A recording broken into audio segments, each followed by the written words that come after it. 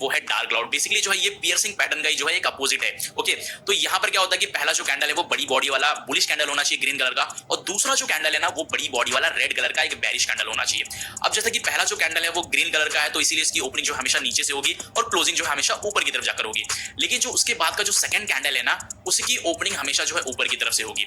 अब यहाँ पर अगर आप देखोगे तो प्राइस इस प्राइस पर जो है पहला कैंडल क्लोज हुआ था, लेकिन जो दूसरा कैंडल है वो इस प्राइस पर ओपन हुआ। अब इन दोनों के बीच में गैप अप जो है गैप अप ओपनिंग देखने को मिली। ओके, लेकिन जो दूसरा कैंडल है ना वो पहले वाले कैंडल के बॉडी के 50% से नीचे आकर यहां पर क्लोज होना चाहिए। तो ये हमारा एक जो है डार्क क्लाउड कैंडल माना जाएगा। डार्क क्लाउड मतलब जो है जैसे बादल जो होते हैं, जो घने बादल होते हैं, कैसे जब आते हैं तो वो ढक लेते हैं जब सूरज को, तो कैसे अंधेरा छा जाता है, वैसे ही जो है यहाँ पर जो है ये जो डार्क क्लाउड है वो बायर्स को ढक लेने का काम करता है। ओके, तो यहाँ पर जो है ओपनिंग यहां से होनी चाहिए और जो है ये वाले कैंडल की 50% बॉडी के नीचे जाकर कहीं ना कहीं क्लोज करनी चाहिए। तो ये हमारा एक डार्क क्लाउड कैंडलस्टिक पैटर्न माना जाएगा।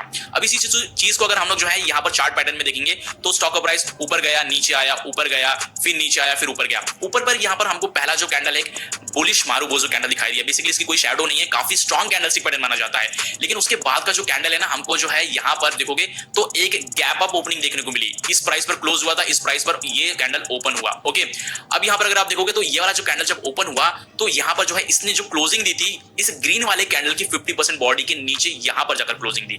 इसका मतलब ये है कि यहां पर जो है कहीं ना कहीं ये जो है डार्क क्लाउड कैंडलस्टिक पैटर्न बन चुका है और जो प्राइस के गिरने के चांसेस है वो थोड़ी से ज्यादा है। तो यहां पर अगर आप देखोगे तो थोड़ी देर बाद जो है थोड़ा सा कंसोलिडेट करने के बाद जो स्टॉक प्राइस जो है वो नीचे की तरफ गिर गया। तो पियर्सिंग पैटर्न कैसे काम करता है, डार्क क्लाउड कैसे काम करता है, ये दोनों आप समझ गए। दोनों बेसिकली एक ही टाइप की कैंडलस्टिक पैटर्न है, लेकिन एक बुलिश फॉर्म के लिए काम करता है और एक जो है बेरिश जो है ट्रेंड के लिए काम करता है। तो जो पियर्सिंग पैटर्न है वो बुलिश जो है ट्रेंड के लिए काम करेगा, लेकिन जो डार्क क्लाउड है वो बेरिश ट्रेंड के लिए काम करेगा। अब हमारा